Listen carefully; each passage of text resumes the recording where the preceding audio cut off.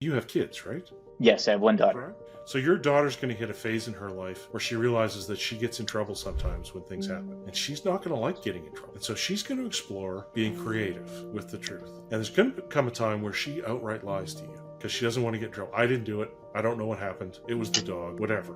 Do you think that you would never trust her again? It's the context, right? It's barriers to exit. If trust disappeared forever every time it was violated, there wouldn't be any left in the world. Welcome back, everyone, from the Crisis to Justice podcast. I'm your host, Parag Amin. Today, I'm joined by a very special guest, Dr. Darryl Stickel. He's the world's leading thought leader on trust. He teaches leaders how to find and use their most powerful tool, which is trust. He's an executive coach with over 20 years of experience. He holds a PhD in business from Duke University. He's lectured at Harvard about trust. Dr. Stickel, thank you so much for joining us here today. It's a pleasure to be here with you and your audience, Parag. And earlier, before we got on, you said it's okay if I call you Darryl? Yeah, please do. I tend to be kind of informal. Love that. Yeah, and that's one of the things I noticed as well when we were talking before starting the podcast. So, Darryl, how did you get started in this area of trust? Oh, so that's a good question. I mean, I was born and raised in a small town in northern British Columbia, and it was fairly isolated, and people had to pull together. And so there's this sense of community that if you could help somebody, you should. And so that was part of my upbringing, part of my experience. And then when I was a young man in 1984, I was attacked by a fan with a club while I was playing junior hockey, and shattered my helmet. I ended up being taken by ambulance to the hospital. According to one of my teammates, I stopped breathing 3 times on the way to the hospital. Ended up with a profound concussion. And I'm legally blind, and I knew that I was going to lose my vision. It's a progressive hereditary retinal disorder, and I knew that I was going to lose my eyesight. And so I had planned on thinking for a living, and now all of a sudden I couldn't think. And so I experienced anxiety and fear and helplessness and hopelessness, and it heightened my sense of empathy for others. And so eventually I went to the University of Victoria, and I was doing my undergraduate degree in psychology. People would just come up to me, strangers would sit down next to me on the bus and say, I'm having a really hard time. And so I wanted to understand what it was that caused people to open up to me like that. And so I worked with troubled teens and families in crisis. I worked with street kids. I worked on crisis lines to hone those skills and to better understand them. And then I ended up working for the Ministry of or Federal Treaty Negotiations Office in British Columbia. We were negotiating land claim settlements with natives. And they asked me these sort of deep philosophical questions like, what is self-government? Or what will the province look like 50 years after claims are settled? The last question they asked me was, how do we convince a group of people we've shafted for over 100 years they should trust us? And Parag, I just thought, wow, that's a good question. And so I went to Duke and I started studying and trying to understand how to build trust in hostile environments, and to understand why these disputes were so resilient, why they seemed to last for so long, even though they didn't seem to really benefit anyone. And so I finished my doctoral thesis, went to work for McKinsey and Company, big management consulting firm. And they said, wow, you got the best client hands we've ever seen. We're going to send you to the worst places possible. And so I got a chance to apply the model and see it in action, and it was a whole new kind of learning. And then in 2001, I was involved in a car accident, ended up with post-concussion syndrome, just couldn't work 80 hours a week anymore. And, I still struggle with fatigue, and I'll have moments of concentration lapse. But a friend of mine had left McKinsey and become head of strategy for a mutual fund company. And he said, just come talk to us about sustainable competitive advantage. And so I find myself in front of hundreds of people at this retreat, this offsite. saying sustainable competitive advantage means you do something better than your competition that they can't copy. And you don't do anything I can't copy. You're a mutual fund company. I could buy one share of every fund you've got, and now I can replicate those because I know how they're all built, and I don't have to pay the fund advisor, so I could sell what you sell at a discount. I said the only thing you could do is build deep long-term relationships with your customers. And they went, that's it. That's our strategy. And so I spent the next 18 months building a workshop based on my doctoral thesis, problem solving with them, applying the concepts, consulting, solving problems that they had run across. And after 18 months, they hired a professional survey firm and found out that trust was the primary driver of the sales decision, that they had become dramatically more trusted than any of their competitors. And they generated 75 cents of every new dollar that came into the industry for the next 2 years. They were part of a global investment organization, and that organization started sending teams from all over the world to figure out what they were doing because they were dominating. And so from that, I knew, okay, what I have isn't perfect, but it works. And so I spent the next 25 years helping people better understand what trust is, how it works, and most importantly, how to build it. And so I engaged in skill building and helping people solve problems in high tech, in heavy industry, in government, in nonprofits. I helped the Canadian military try to figure out how to build trust with the locals in Afghanistan. And through all of this, I'm learning. And it's just been an incredible experience, the impact that you can have and the way that you can change behavior patterns. Yeah, 100%.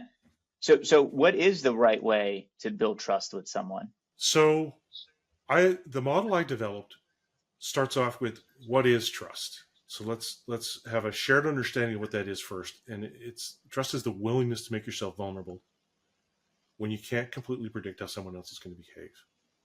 And so it's got elements of uncertainty and vulnerability cooked into it. And for me, I believe that it's uncertainty times vulnerability gives us a level of perceived risk. And we each have a threshold of risk that we're comfortable with. And so if our perception goes beyond that threshold, we don't trust. If it's beneath it, then we do. And so that means that building trust is actually really simple. It's where does uncertainty come from? And how do I take steps to reduce it? And where does vulnerability come from? And how do I take steps to better understand it and minimize it for the other person?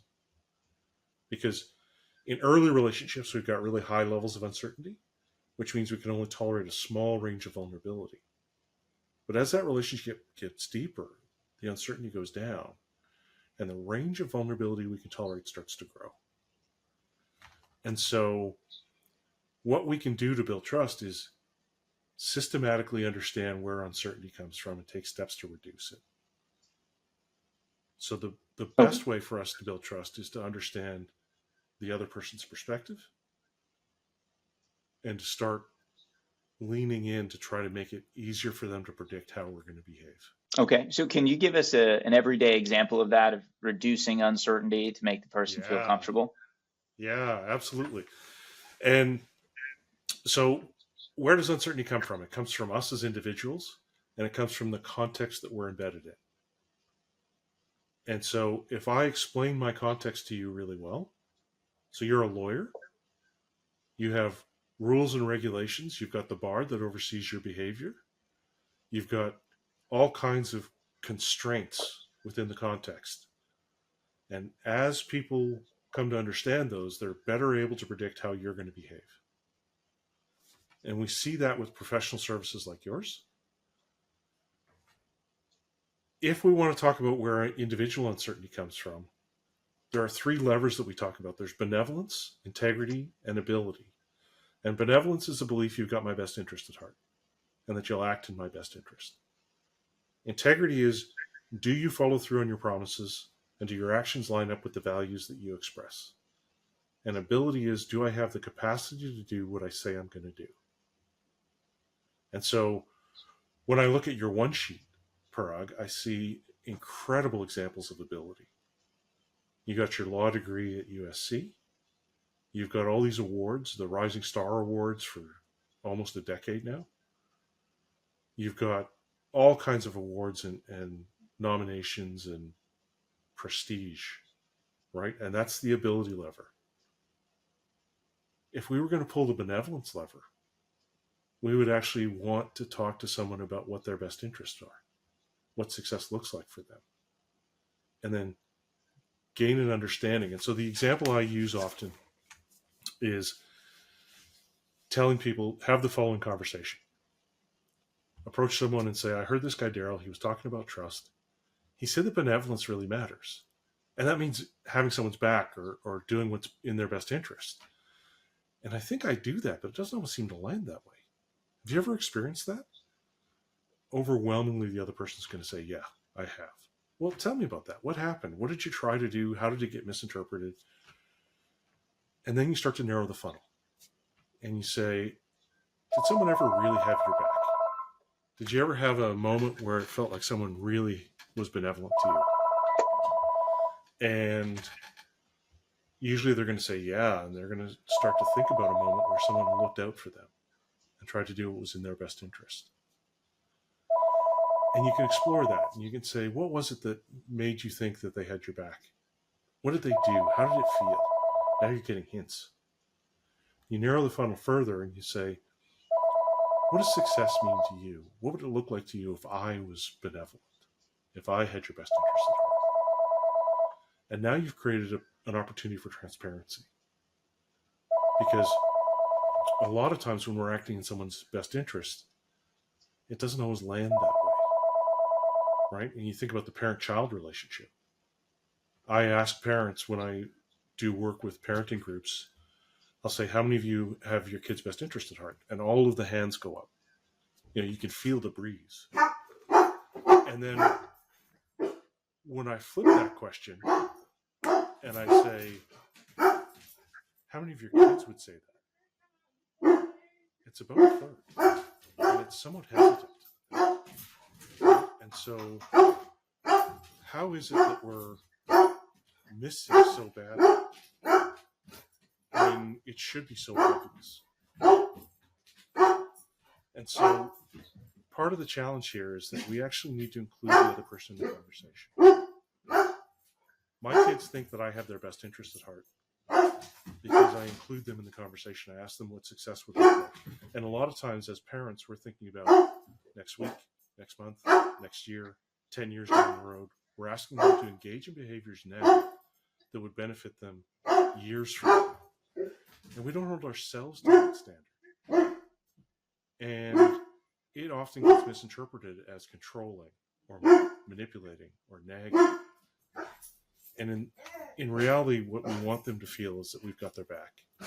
We want them to turn to us when it matters most. And so we do that by helping them be successful in the moment, because we're thinking about the future, they're thinking about right now. And so when we start to try to pull these levers, I think, in my model, there are 10 levers. We all have the ability to build trust. Some are better than others. Those who aren't great have a lever that they pull, and it's usually the ability lever, right? I have these credentials, this much experience, this background. Those who are better have multiple levers, and those who are really good have multiple levers, and they know when to pull which one. And so what I try to do when I work with folks is expand the number of levers in their toolkit and then help show them how to pull those levers. And so we just talked about benevolence. I gave your listeners a conversation that they could have. And once they've had that conversation, they can refer back to it and go, you remember when you told me this is what benevolence would look like? This is me doing that. So it reduces the opportunity for miscommunication or a failed perception on the other part.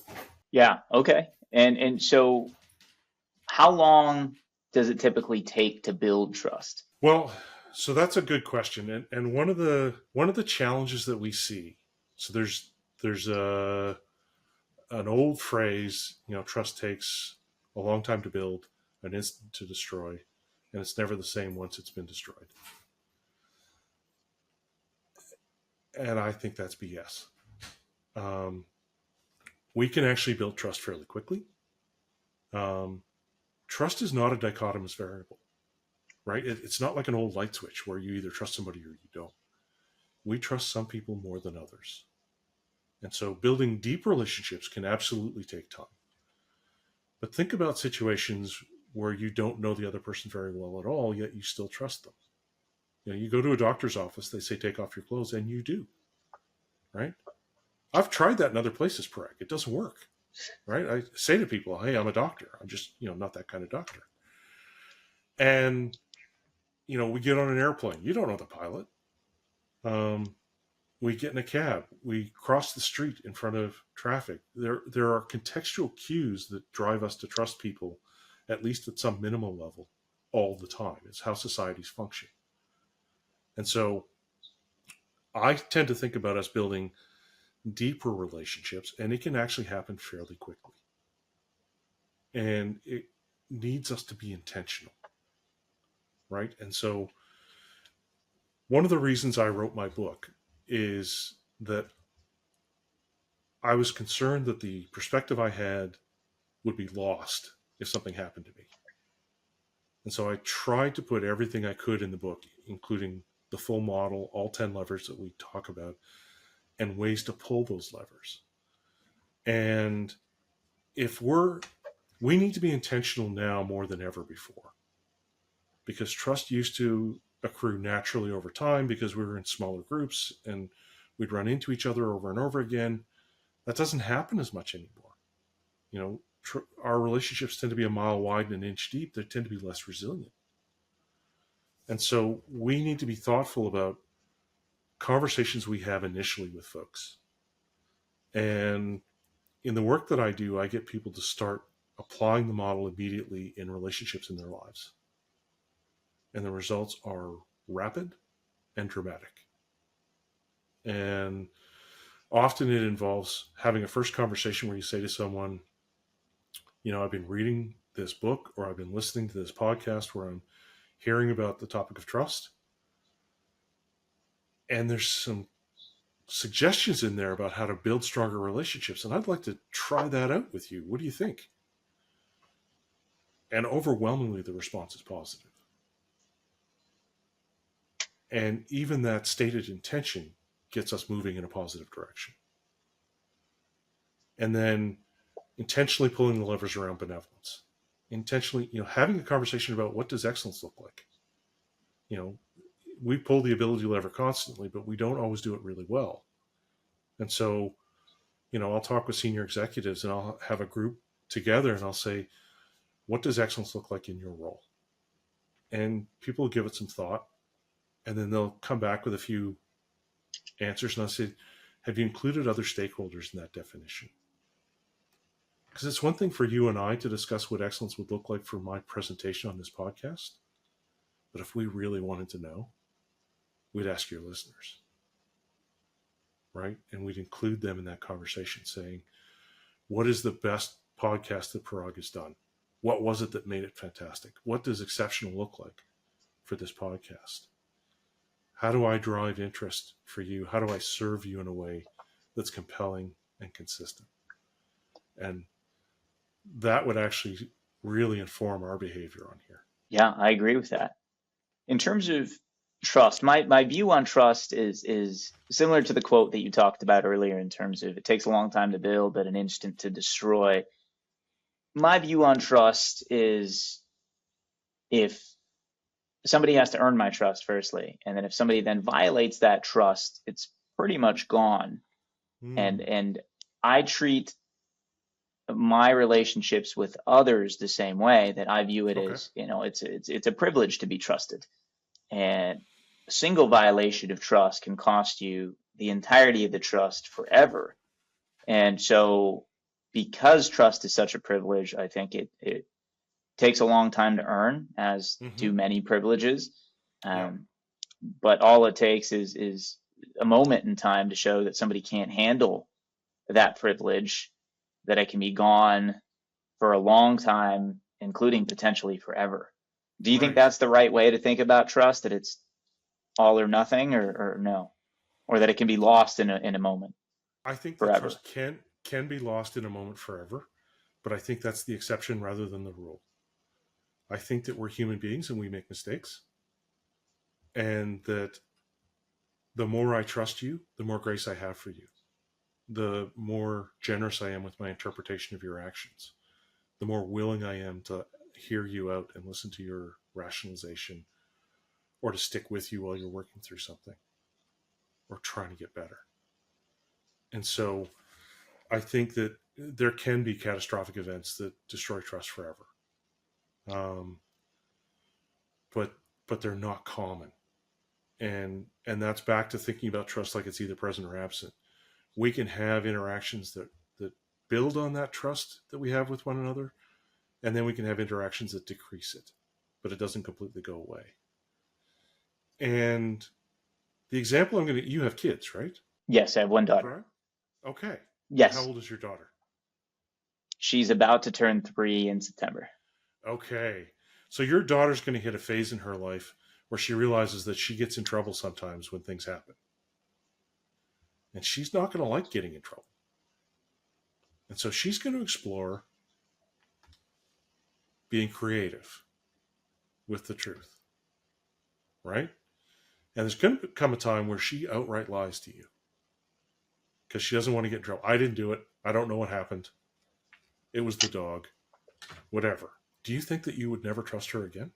No, I think that in that circumstance, I would. So, because I mean, that's my daughter, as Right. opposed to the way I was talking about it was more so, let's say, somebody that you're doing business with, or Sure. somebody who's not family, because Yeah. family, I think, has also a bit of a built-in trust. Um, and so there's that aspect of you're more willing to extend the trust We're stuck to together. family members than others. Correct. Yes. For better or worse. It's the context, right? It's barriers to exit. One of my favorite books is a book called Barriers to Exit. Um, if trust disappeared forever every time it was violated, there wouldn't be any left in the world because we make mistakes. We're human beings and we can have misperceptions and miscommunications. And if we don't take a moment to be curious and give one another grace, it can be gone forever. But I would argue that there's the potential for it to be rebuilt and make that relationship stronger than it ever was. And we see examples of Okay. that as well. So And so how does one? I'm sorry. Go ahead. yeah, no, you're about to ask me how do you recover, right? Like That's right. Well, and how how do you decide? How do you decide if you give somebody another chance or not? You know, if it's my daughter, certainly. right? And your daughter, her first violation of trust will probably occur at the hands of either you or your partner, right? And Hmm. it'll be because you know what, with my kids, I went out of my way to make sure that they weren't overly vulnerable to anyone else. I protected them, and so they were most vulnerable to me. And so when we see a trust violation, let's say that I had showed up late for our podcast, um, or I said something inappropriate that outraged you and your listeners, the first step for me is to apologize. But it's not enough just for me to take ownership. What I need to do is actually try to understand the harm that I caused, how you were vulnerable, and how you were injured by my defection. And so for me to be able to say, this is what happened, I think that this is how it impacted you, and I'm really sorry that that happened. And then be able to explain why it happened. So sharing my story, trying to understand your story, because we interpret the world through stories. And then I need to follow up by saying, and these are the steps I'll take to try to make it so that that doesn't happen again, or so it's less likely to happen again. And so essentially what we've done is we've seen an increase in the uncertainty. And so what I need to do is reset so that the vulnerability is lower again and start working on reducing that uncertainty again. So that the range of vulnerability, so the relationship gets deeper. The range of vulnerability you can tolerate starts to grow. Partly I do that by explaining the context, trying to make changes in the context so that it encourages my behavior in the proper direction. And for your part, you need to understand, is this part of who Darryl is? Or is this part of the context that drove his behavior? And, in the model that I use, I leverage the work. There's great work done by other people on vulnerability. We talk about Brene Brown's work on vulnerability. We talk about Amy Edmondson's work on psychological safety. They talk about being vulnerable. And actually, one of the best ways for us to build trust with one another is to be vulnerable first. Right? So if I make myself vulnerable to you, it initiates a norm of reciprocity. It makes you feel like, hey, I should be vulnerable back. And so if I make myself just a little bit vulnerable and you don't respond, then I know this is probably not fertile ground right now. But if I make myself a little bit vulnerable and then you respond in kind, we start this kind of dance where we explore the range of the relationship. And I try to be transparent. So from the moment you and I started talking, I felt a connection. And I thought, I like this guy. I'd like to spend more time hanging out with Parag.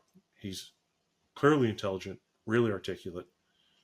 He's someone I'd like to have in my circle, my orbit, someone I can chat with on occasion. And so by making that explicit, we start to reduce the areas of possible misunderstanding. We start to reduce the uncertainty for one another. And I can do my best if I've made a violation to try to behave in a better way. And then it's your decision about whether to accept that or not. Because we're not going to be super close with everyone. There's some people we shouldn't be vulnerable with because they have the wrong incentives, or they're just a little bit wired in a way that isn't good for us. Yeah, I love that. So I think you're saying essentially trust in gradients. As long as the person has shown a willingness or an ability to accept trust with grace and handle it, then trust them a little bit more. Start with the vulnerability of letting them, you show some vulnerability first, see if they're willing to show some vulnerability, and then you go from there. But if there's no reciprocity, if they don't return in kind, then you've got an early indication that perhaps this is not the right place to extend trust. Exactly. And a lot of times we let other people choose, right? If we're smart, when I used to work with street kids, I would position myself somewhere and let them approach me and choose the distance. And so by letting other people choose, by having empathy for other folks, by having these conversations, and this is one of the things, before we started, we were talking about there can be a social stigma about saying you don't trust someone. What we found is that once we show people the model and give them the vocabulary, they're able to talk about uncertainty and vulnerability. It's not as personal, right? And so if you say to me, do you trust me? The right response is, with what? And if I'm sort of suggesting to you that our relationship could be deeper and closer, then I would start by saying, well, there's some things I don't know. I've got some uncertainty because we haven't spent a lot of time together. We have a shared mutual connection that connected us. We've had a few brief exchanges and interactions. We can have this conversation. But I'd need to know more before I was willing to be more vulnerable. Well, that's not offensive at all, right? And you can hear that and go, no, I get that. That makes sense. That's not about me. That's about his understanding of me. And really all I need to do is communicate more clearly and effectively. And a lot of times what we're trying to do is help people close the gap between how much they should be trusted and how much they actually are. Mm-hmm. And so as it relates to trust, how do you decide whether to, especially if somebody has violated the trust, to extend the trust again? That's a deeply personal decision. A lot of times what I find helpful is, and for me, it makes sense because I developed the model for trust, and I've lived it for over 20 years. Um, but I'll start going through some of the questions, the levers, and asking questions about, well, what are your values, and what are the things you're comfortable with? What does good look like for you? So the ability lever. What do you think my interests are, and what are you willing to do to help protect them? What matters most to me? And I don't really understand your context very well. So how do you get rewarded? How do you get evaluated? What are the things that impose constraints on you in your life? And so I would have questions that would try to reduce my own uncertainty, and I'd start with a really small range of vulnerability. Okay, start back on the trust gradient again. Just Yeah. start over. Yeah. And, if one of the challenges we see is that we've got these virtuous and vicious cycles, right? You and I meet, we kind of like each other, we start on a positive trajectory, we start trusting each other, and it cycles, right? It creates this virtuous cycle because I told you about uncertainty times vulnerability equals risk. That is the trust decision. It then leads to a perceived outcome, right? And we interpret the world through stories. So I may think the outcome was great and that you're responsible for it. That's how I evaluate the outcomes. Was it good or bad? And who gets the credit? Who gets the blame? And it then feeds back into our next interaction. And in the middle of all this is our emotional states, whether we like or dislike somebody else. And that acts as a filter, right? And part of the reason we see these sort of long-term hostile disputes is because all of our attempts to build trust are cognitive and rational. All the research treats people like they're rational actors. And I don't know, you've got a 3-year-old, so I'm not sure if you've met people or not, but we're not all rational. And in fact, most of us have moments of irrational behavior. And so those emotional states, when we're in a hostile environment or when we're talking about, vilification of others, the polarization of different nations, it's emotional. And that's where we need to intervene first. And so we can have this positive virtuous cycle going on, and then all of a sudden you reveal to me that you have a set of values or beliefs that are really horrific to me. And I go back and I reevaluate all those exchanges through a different lens. And it can cause us to corkscrew to a negative space very quickly. And I may decide I was fooled very badly. I don't want to have that relationship in my life anymore. That's where the instant you're talking about, where trust was broken and it can't be repaired. And it's not that it's impossible to repair, it's that I'm unwilling. That makes sense. And so Yeah. so let me ask you a deeply personal question then. Sure. What's the biggest breach of trust you have suffered, and how did you deal with it? Um,